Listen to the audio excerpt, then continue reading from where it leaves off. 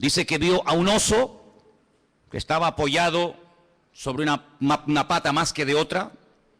Luego ve a un leopardo que tiene 4 cabezas y ve a una bestia, que fue la que más le llamó la atención a Daniel. Gracias al Señor, ese sueño el Señor se lo interpretó y le dijo lo que significa. Por eso no tenemos que inventarnos nada. Simplemente ir a la Biblia y ver qué explicación le dio el Señor a Daniel sobre ese animal, esos animales. Y le dijo, mira, el león es Babilonia. Amén. El león es el imperio que en este momento tú conoces y gobierna toda la tierra, Babilonia.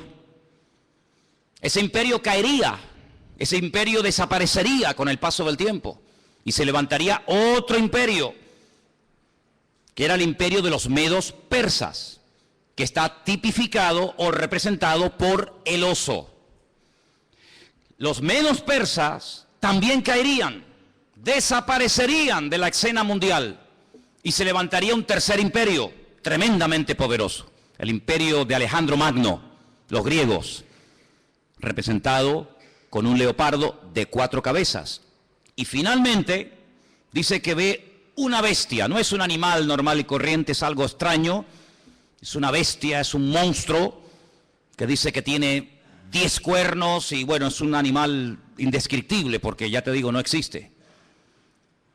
La historia nos enseña que Alejandro Magno cuando murió no dejó descendencia. No ocupó su hijo y posteriormente el hijo de su hijo el trono, sino que Alejandro Magno murió sin dejar descendencia.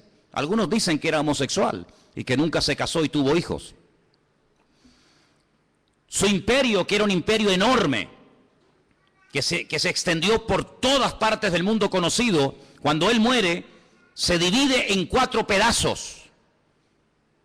Y 4 de sus generales más conocidos, Casandro, Lisimaco, Teleuco y Ptolomeo, se apoderaron de lo que antiguamente fue un solo reino, pero que ahora son 4. Y cada uno toma posesión de uno de estos pedazos.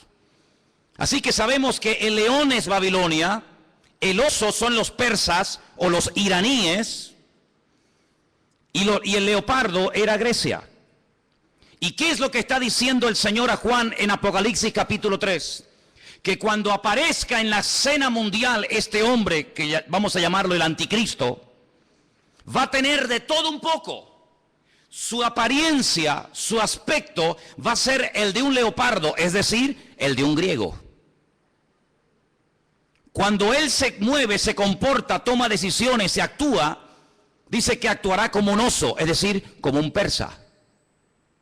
Pero dice que cuando abra la boca y hable, se va a comportar como un león, como un babilónico.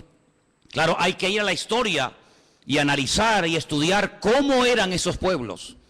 Porque aunque eran todos imperios terribles y paganos y idólatras y despiadados, hay características de unos que otros no tienen.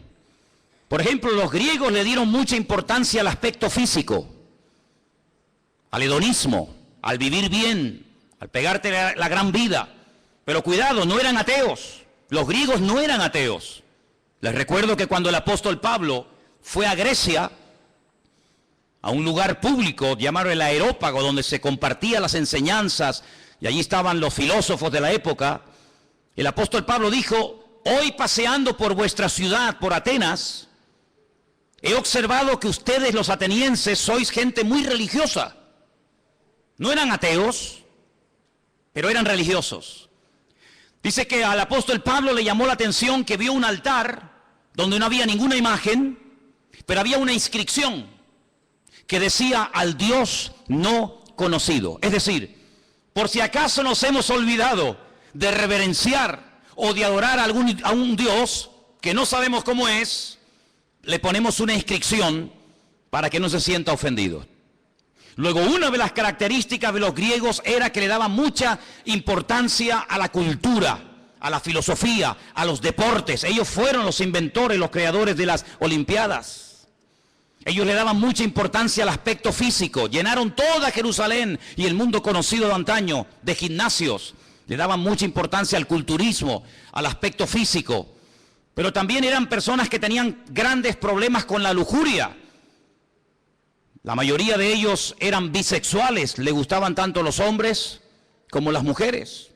Eran personas que no tenían ningún tipo de escrúpulos, eran personas que no tenían ningún tipo de moral, eran personas que le daban rienda suelta a cualquier impulso de la carne, con tal de que te sientas bien, lo puedes hacer. ¿Quieres ser homosexual y eso te hace sentir bien? Adelante. ¿Quieres ser cualquier otra cosa? Adelante. En otras palabras, no te reprimas, no tengas ningún recato, ningún principio moral o espiritual, sino rienda suelta a los impulsos. El anticristo será así. El anticristo no será un ateo, pero será una persona, un libertino, una persona que le dará igual lo que sea, con tal de que la gente se sienta contenta y feliz. Por eso dice que su aspecto, su forma de ser, es como la de un griego, una persona que le da lugar a la carne, al hedonismo. Pero dice que cuando actúa como un oso, como un persa. Y hermano, es interesante notar porque el imperio persa siempre tuvo algo muy interesante entre ellos, y es que siempre tenían una intención de expandir su territorio. Saben que desde hace muchos años ha estado mareando la perdiz los persas, Irán, pero una de las cosas que quieren es, siempre lo han querido y lo han dicho y no lo han ocultado, es la destrucción y aniquilación total y absoluta del Estado de Israel. Israel ha amenazado en varias ocasiones a Irán porque sabe que están construyendo armamento nuclear, no con fines, digamos, científicos, sino con fines militares. Irán recientemente dijo, si somos atacados por Israel, tenemos en este momento 80.000 misiles apuntando a la ciudad de Jerusalén y la destruiremos en cuestión de minutos, es lo que ellos dicen. Por lo tanto, aunque aparentemente es una persona pacífica y educada y con una cultura tremenda, por otra parte, en su corazón es una persona que le gusta la guerra. Dice la Biblia, recuerden, la semana pasada cuando hablamos de este personaje, dice que él cambia de religión. Dice que al Dios de sus padres lo deja de adorar y comienza a adorar a Alá Maozín, al Dios de las fortalezas o al Dios de la guerra. Es una de las características del anticristo. No es un ateo, pero es una persona que utiliza lo espiritual, lo religioso, para fundarse en esa fuerza espiritual que da, por así decirlo, la religión, y emprender guerras. Todos sabemos que muchas guerras se han emprendido y las que faltan en nombre de Dios o en nombre de la religión. Los protestantes han matado gente, los católicos han matado a gente. No hay ni una sola religión que no esté manchada de sangre. Todos han utilizado el nombre de Dios. Cuando la famosa guerra del Golfo, veíamos a Saddam Hussein orando para recibir fuerzas para atacar a los americanos y vencerlos, pero también veíamos en las iglesias de Norteamérica orando a los creyentes para que los soldados norteamericanos no murieran, y vemos que se mezcla todo, lo político, lo religioso, lo espiritual. Así será el anticristo, un sincretismo, una mezcla de todo, una mala utilización del nombre de Dios, utilizando a Dios para beneficios personales. Pero dice que cuando él habla como un león, es decir, será un ser arrogante. Los babilónicos, si algo tenían que les caracterizaba, era la arrogancia, la soberbia. Se creían que eran los amos, los dueños del mundo. Así será este personaje. Pero este personaje del cual hablamos la semana pasada, que es la primera bestia, la que sube del mar entre las naciones, de los pueblos, de entre los gobiernos, tendrá el apoyo total y absoluto de otra bestia que vamos a ver sus características. Apocalipsis capítulo 13, versículo 11. Y fíjense en esta palabra. Después vi otra, no es la misma, es otra bestia que subía de la tierra. La primera bestia subía del mar, la segunda sube de la tierra. Tenía 2 cuernos semejantes a los de un cordero, pero cuando hablaba como un dragón. Jesús dijo en cierta ocasión que de la abundancia del corazón habla la boca. ¿Cuántos dicen amén?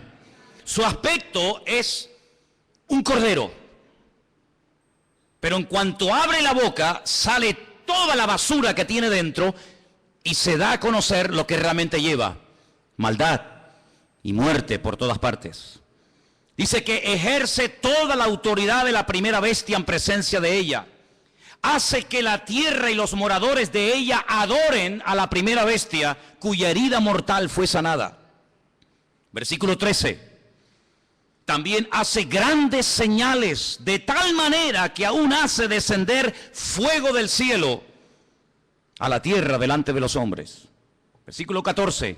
Engaña a los moradores de la tierra con las señales que se le ha permitido hacer en presencia de la bestia, mandando a los moradores de la tierra que le hagan imagen a la bestia que tiene la espada, la herida de espada, y vivió.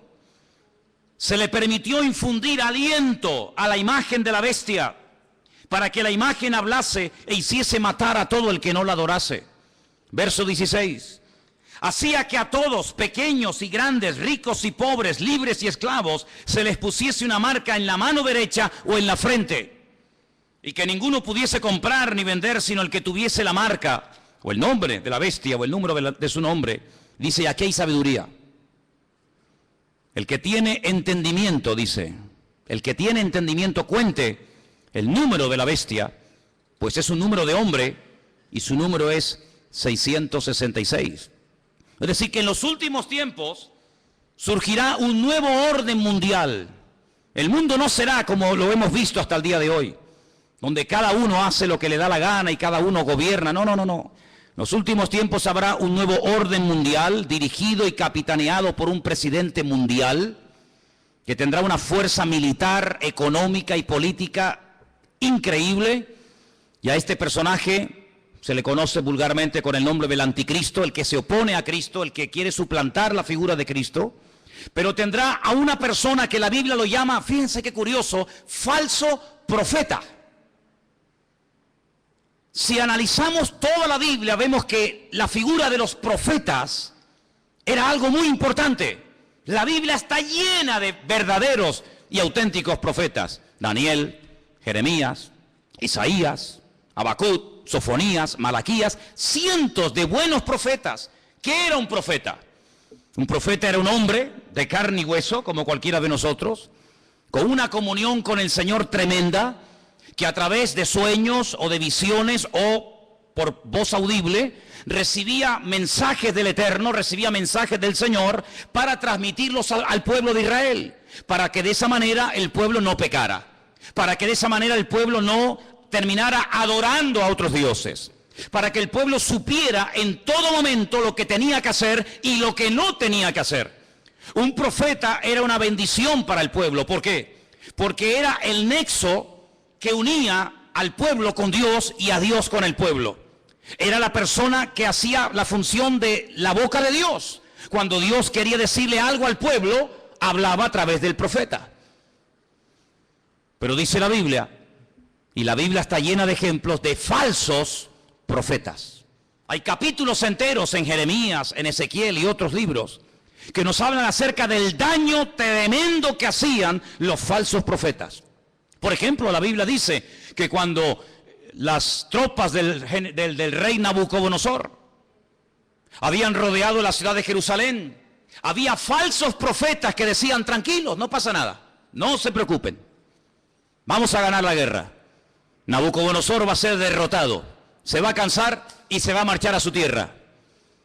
Vienen tiempos de paz, vienen tiempos de abundancia, vienen tiempos de prosperidad, pero había uno llamado Jeremías, que era el verdadero profeta, y decía, no les crean, les están mintiendo, es mentira, no viene paz, viene guerra, el enemigo no se va a ir, nos va a destruir, nos va a destruir la ciudad, nos va a quemar el templo, va a matar a nuestros jóvenes.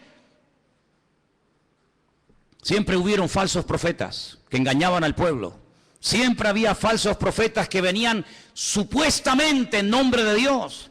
Y la gente, lógicamente, en muchas ocasiones le hacía más caso y prestaba más atención a los falsos profetas que a los verdaderos profetas. ¿Por qué? Porque el falso profeta decía lo que el pueblo quería oír. El verdadero profeta muchas veces iba en contra de la voluntad del pueblo.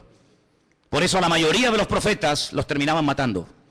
¿No dijo el Señor, Jerusalén, Jerusalén, que matas a los profetas y apedreas a los que yo te envío? ¿Cuántas veces quise juntar a mis hijos como la gallina junta sus polluelos y no quisisteis? La ciudad de Jerusalén pasó a la historia como una ciudad que mataba a los profetas. Porque los profetas confrontaban, los profetas hablaban claro, los profetas no eran aplaudidos, eran gente odiada, era gente que muchas veces tenía que vivir totalmente dependiendo del Señor porque los querían matar, los querían torturar y querían taparles la boca a cualquier precio. Y curiosamente dice la Biblia que el anticristo tendrá el apoyo incondicional de un hombre que no va a ser un político, recuerda eso. El falso profeta no será un político, será una persona que se encargará fundamentalmente de 4 cosas. Primera, lo hemos leído, versículo 12, hará todo lo posible para que todas las naciones de la tierra reconozcan la autoridad y se sometan a la autoridad del anticristo. Es decir, no atrae la gente hacia sí mismo, sino que atrae la gente hacia el anticristo.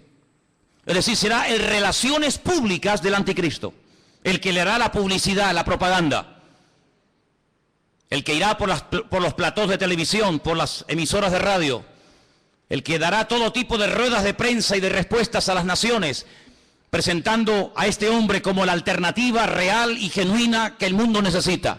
Les puedo asegurar que será conocido en todas partes de la tierra, un hombre carismático, un hombre que sabrá llevarse bien con los árabes, con los judíos, con los musulmanes, con los católicos, con los evangélicos, con los ateos, con todo el mundo. Un hombre con un don de palabra extraordinario y un hombre que lo que pretende es desviar la atención de la gente hacia el Dios vivo y verdadero y llevarlos a la ruina, diciéndole a la gente, este hombre es lo que el mundo necesita. Este hombre es el que va a solucionar los problemas de la crisis, del paro, los problemas económicos, los problemas entre palestinos y judíos. Este lo va a solucionar todo. Primera función del falso profeta. Segunda, versículo 13. También hará grandes señales. La Biblia no dice qué tipo de señales hará, pero curiosamente menciona una que es tremendamente poderosa. Y dice que hará descender fuego del cielo a la tierra delante de los hombres.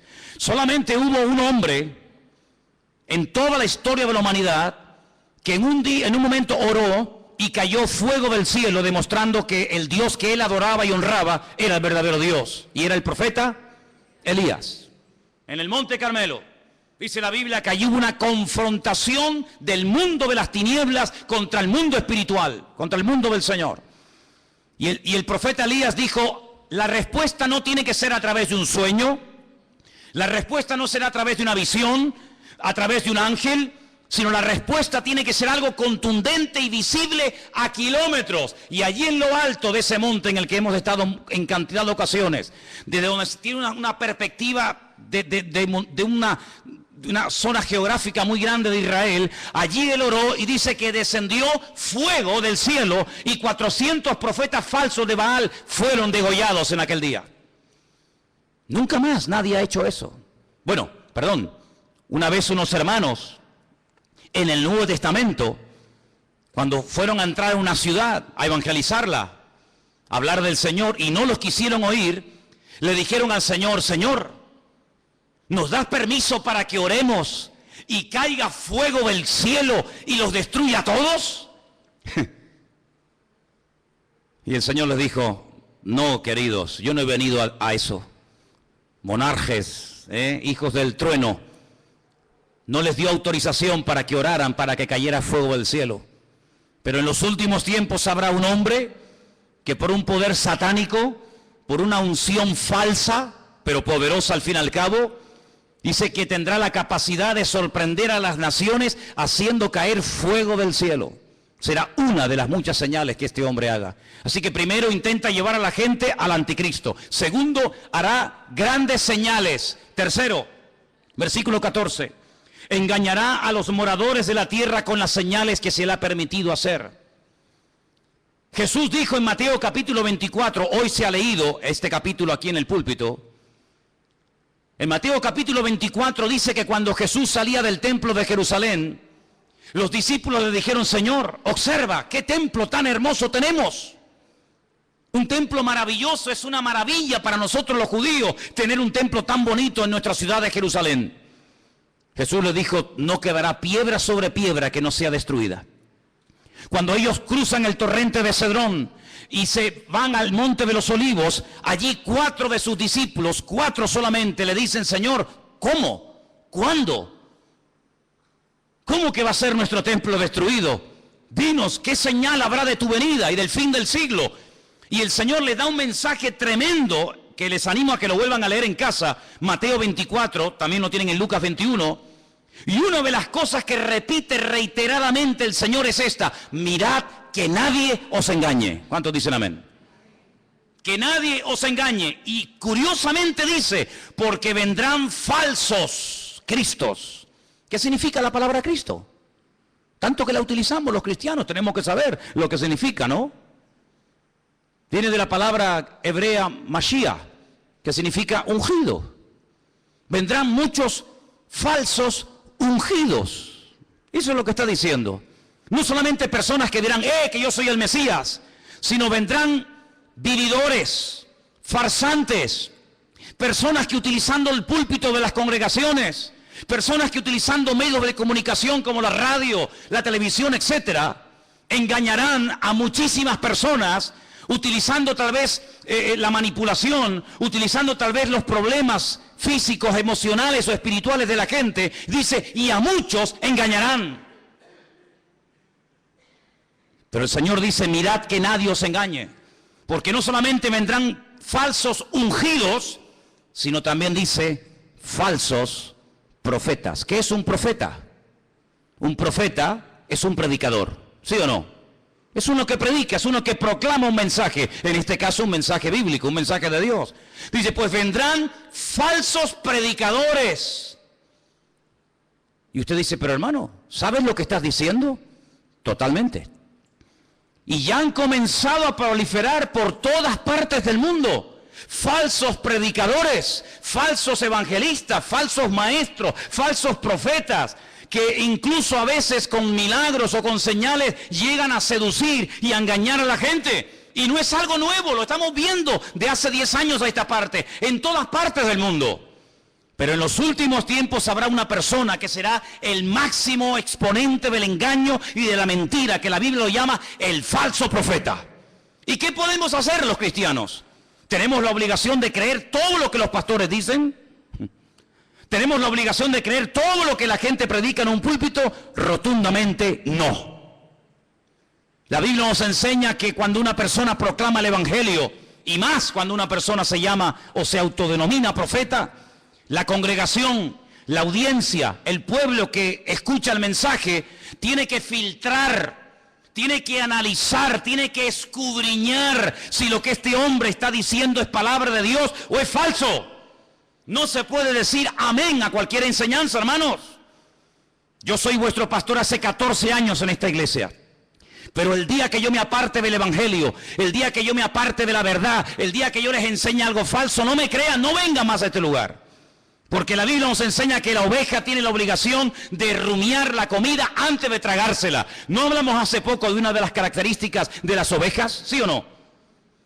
¿Y cuál es una de las características de la oveja? Que es un animal rumiante. ¿Y qué es un rumiante? Un animal que primero mastica, mueve la comida, la saborea, la prueba, y luego, después de haberla masticado bien, se la traga.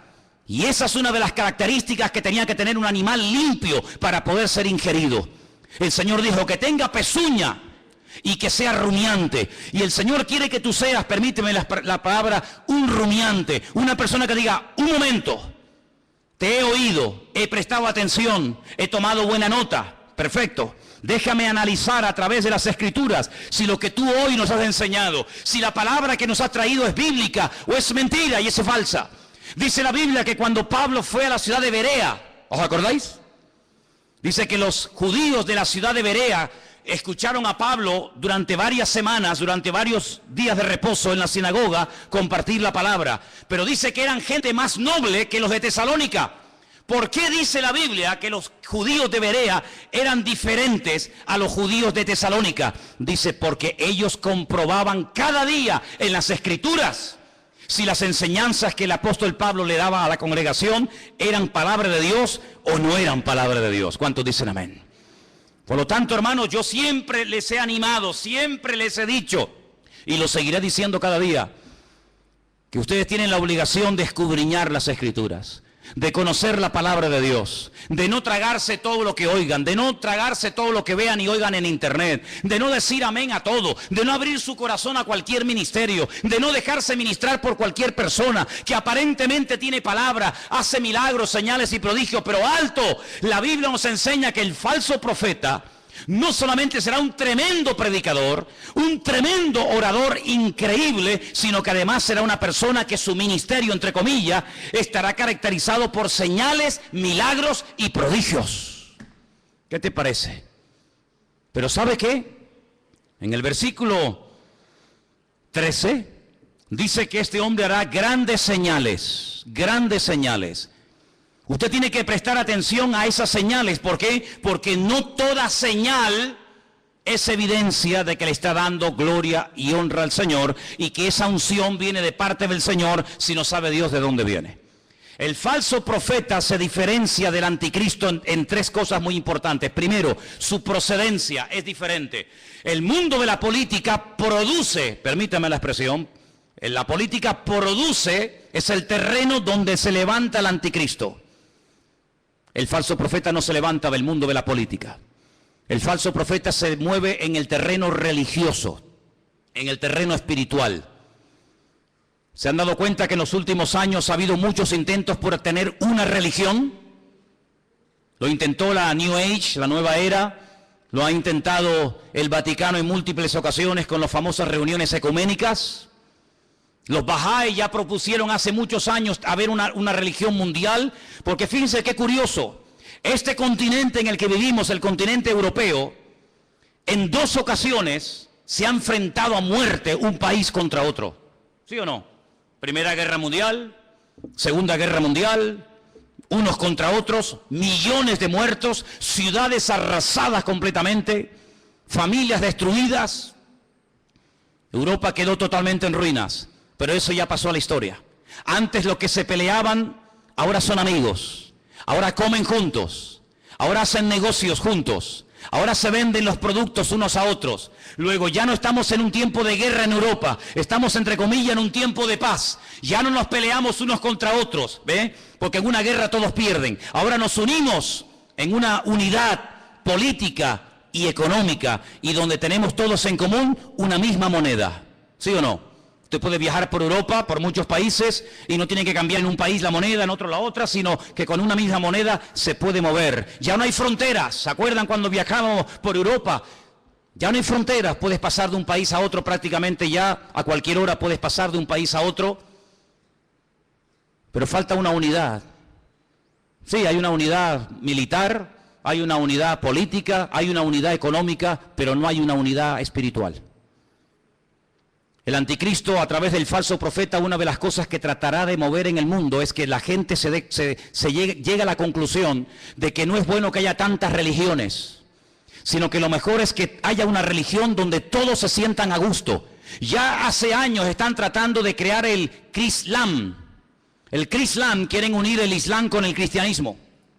En muchas congregaciones evangélicas, ya la palabra Jehová o la palabra Yahvé o la palabra el Eterno o la palabra Dios ha desaparecido. Ya hay una nueva versión circulando de la Biblia en muchas iglesias evangélicas del mundo donde aparece la palabra Alá. En el principio creó Alá los cielos y la tierra. Alá lo que estamos diciendo. En otras palabras, para llevarnos bien, quitemos la palabra Dios, pongamos la palabra Alá. Hay muchas Biblias donde han quitado la palabra sangre. Es increíble cómo puede haber instituciones evangélicas que han quitado la palabra sangre de la Biblia, porque es una palabra que choca o es una palabra muy fuerte. Amados hermanos, vienen tiempos de cambios como ustedes no se pueden ni imaginar. Vienen tiempos en los que no solamente lo económico cambiará de una forma tremenda, sino lo espiritual cambiará de una forma que ustedes no se pueden ni imaginar.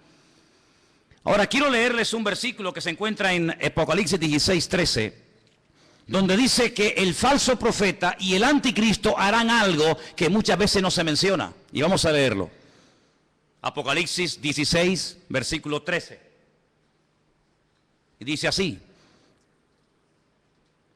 vi salir de la boca del dragón, Satanás, de la boca de la bestia, el anticristo, y de la boca del falso profeta, 3 espíritus inmundos a manera de ranas. Son espíritus de demonios que hacen señales y van a los reyes de la tierra en todo el mundo para reunirlos a la batalla de aquel gran día del Dios Todopoderoso. Una de las cosas que el mundo tiene que conocer y ustedes, hermanos, tienen que saber, porque la Biblia lo profetiza con cientos y miles de años de antelación. Cuando te pregunta la gente, ¿y tú crees que habrá una tercera guerra mundial? ¿Crees que otra vez el mundo volverá a enfrentarse y a matarse y a pelear los unos contra los otros? Y yo te digo, no te quepa la menor duda. La pregunta no es si se van a pelear, la pregunta es ¿por qué tardan tanto en enfrentarse los unos contra los otros? El mundo se está convirtiendo en un caldo de cultivo donde la violencia y la agresividad será algo normal. Miren los colegios, hermanos. Hay muchos colegios en los Estados Unidos que es un peligro, porque cuántos niños, cuántas docenas de jóvenes han entrado armados a un colegio y han asesinado a cantidad de compañeros. Amados hermanos, la violencia va a ser una de las características de los últimos tiempos. Habrá violencia en la sociedad, violencia en el tráfico, violencia en las iglesias, violencia en los parlamentos, violencia por todas partes. El Señor Jesucristo dijo que Él vendría, pero antes de que Él viniera, los tiempos en los cuales viviríamos serían como los días de Noé. Y cuando uno observa la generación en la que le tocó vivir a Noé, no era una sociedad pacífica. Cuidado, era una sociedad tremendamente avanzada para la época en la que vivía. Fijaros lo que querían construir. En la época de Noé se quiso construir el edificio más alto del mundo, un zigurat, una torre que llegara al mismo cielo, a la misma presencia de Dios, con el objetivo de demostrarle a Dios que a través de la tecnología de la época, el hombre era capaz de desafiar al mismo Dios y de llegar a su presencia no a través del medio establecido por Dios, sino a través del medio de la mente humana. La tecnología puesta al servicio del mal.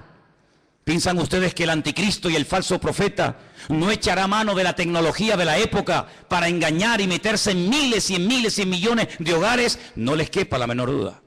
No les quepa la menor duda. Así que en los tiempos de Noé no fue como en los tiempos del diluvio. Bueno, pero fue en los tiempos del diluvio, no fue como en los tiempos de la Torre de Babel. En los tiempos de la Torre de Babel, la Biblia nos enseña que Dios no destruyó a la humanidad, sino que la separó y la confundió. ¿Por qué? Porque habían aprendido un secreto tremendo. ¿Cuál fue? La unidad. Se unieron para lo malo. Sin embargo, en el tiempo del diluvio, se mataban los unos a los otros. El anticristo sabe perfectamente que la unidad tiene un poder tremendo. Por eso él lo que intenta es unir religiones, unir filosofías, unir diferentes estilos de vida para llevar a este mundo a la ruina y a la destrucción total. Una de las cosas que el hombre ha intentado y lo está consiguiendo desde los tiempos de la Edad Media es desterrar la palabra Dios, la palabra Biblia del vocabulario del ser humano.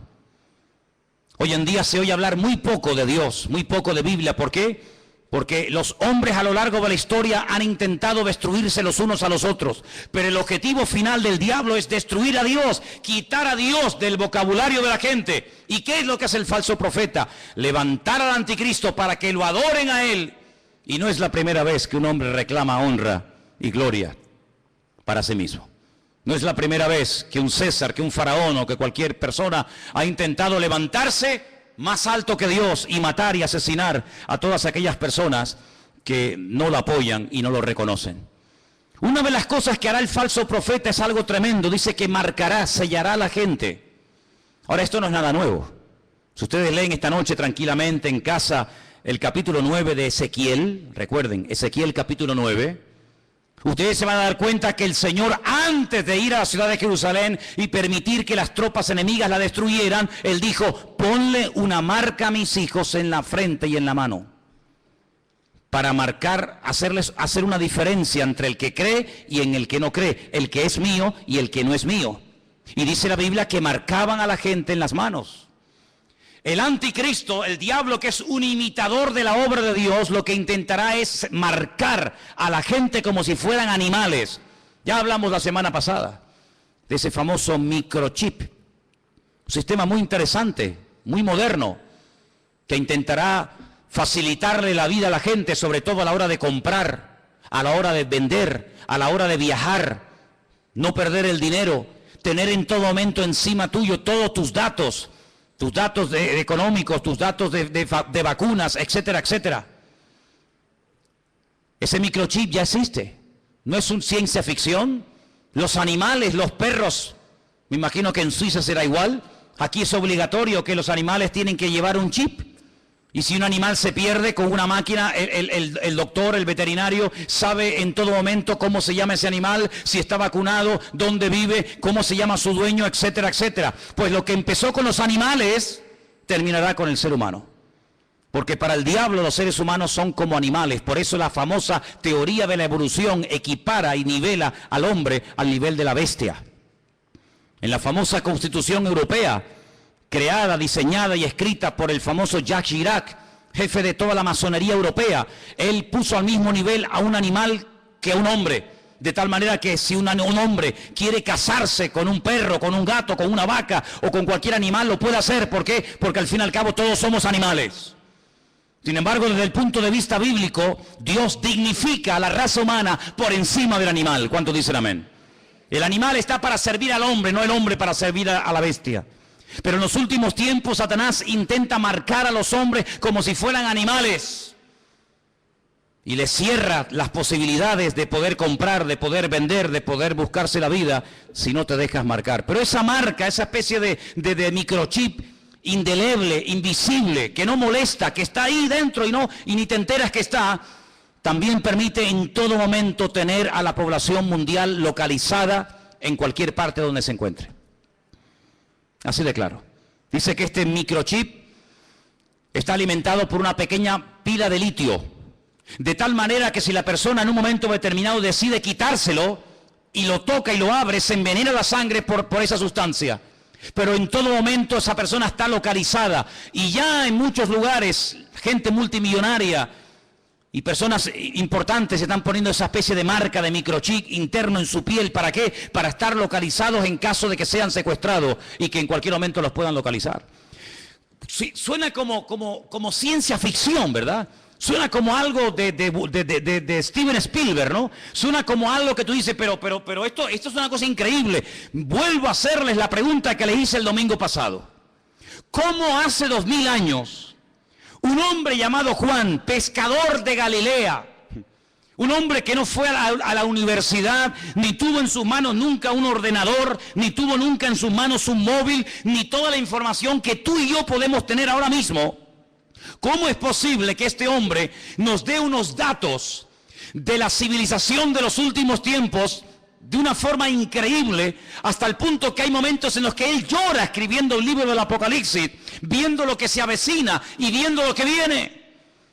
Es el hombre que dice que en los últimos tiempos el famoso río Éufrates se secará para que millones de soldados vengan desde el norte, casi diríamos como que en línea recta, y se den cita en el valle de Jezreel, en la zona de Megiddo, para llevar a cabo la gran batalla, la famosa batalla del Armagedón. Sabemos que en el punto de mira hay un pequeño pueblo que tiene 22.000 kilómetros cuadrados. Un pueblo que ha sido el pueblo más odiado, más perseguido de toda la historia de la humanidad. Y es el pueblo de Israel. Así de claro. Dios decidió que su hijo naciera en una pequeña aldea insignificante de Israel llamada Betlehem, la casa del pan. Belén la conocemos nosotros. Dios decidió que su hijo naciera y viviera en ese pequeño país, que allí predicara, que allí sanara a los enfermos, que allí demostrara lo que era y a lo que vino, que allí lo mataran, que allí resucitara, que allí ascendiera y que allí volverá otra vez por segunda vez, según la palabra de Dios. Y sabemos que los tiempos se acortan. La Biblia dice que los últimos tiempos tendrán que ser acortados. Porque si el Señor no acorta los tiempos, la maldad llegará a un nivel, a una envergadura de tal magnitud, que dice que nadie podría salvarse, aunque quisiera. Por eso, amados hermanos, tenemos que doblar la guardia como iglesia. Tenemos que meternos en las páginas de la Biblia. Tenemos que conocer lo que dice la palabra de Dios acerca de los últimos tiempos. No dejarnos engañar, no dejarnos seducir, no dejarnos atraer por cosas que aparentemente son muy atractivas, muy bonitas y maravillosas, pero que su fin, dice la Biblia, pueden ser caminos de muerte. Analice todo lo que oye. Analice a la luz de la palabra de Dios todo lo que escucha. Porque la palabra de Dios nos enseña que los últimos tiempos serán tiempos de engaños, tiempos de falsas profecías, tiempos de falsos milagros. Ahora bien, la gente está tan necesitada, tan desesperada, que se agarrarán a un clavo ardiendo con tal de salir de su desesperación. Nunca olvidaré cuando una persona enferma me dijo: si yo supiera en este momento que el diablo me puede sanar, le entregaría mi vida a él. Así me lo dijo. El diablo va a utilizar los problemas sociales, los problemas físicos, los problemas económicos de las familias. El diablo sabe perfectamente que hay un vacío en la sociedad que nada ni nadie logrará llenar jamás. Puedes tener mucho dinero, puedes viajar por el mundo entero, puedes tener la mejor casa de la tierra, puedes tener y tener y tener. Pero el Señor Jesucristo no solamente te ha creado para que llegues a tener ciertas y determinadas cosas en la vida, sino que el Señor nos ha creado con sus manos para que seamos su pueblo y estemos en plena comunión con Él. ¿Cuántos dicen amén? Por eso, amados hermanos, cuando ustedes escuchen a alguien, cuando ustedes oigan a alguien, cuando ustedes observen a alguien, háganse la siguiente pregunta: ¿a quién está levantando este hombre? ¿A quién intenta glorificar? ¿Hacia quién intenta desviar la atención? ¿Hacia él mismo? ¿O lo que intenta esta persona es levantar en alto el nombre que es sobre todo nombre, el nombre de Jesús, para que la gente adore al Rey de Reyes y al Señor de los Señores? Esa es una de las características de un verdadero hombre de Dios y de un verdadero cristiano y cristiana. Una persona que no intenta llamar la atención sobre sí mismo, sino que emplea su testimonio, su antigua vida, sus malos hábitos, etcétera, etcétera, para que la gente reconozca que el cambio se ha producido, no porque se le ha propuesto, no porque tuvo una fuerza de voluntad increíble, sino porque hubo un Dios todopoderoso que le transformó, que lo cambió y que lo llenó y que hoy le da la gloria a ese Dios. ¿Cuántos dicen amén? Así que, amados hermanos, el falso profeta. Qué interesante. Hay iglesias que se llaman, y no tengo nada en contra de ese nombre, pero iglesias que han decidido llamarse Iglesia de la Profecía.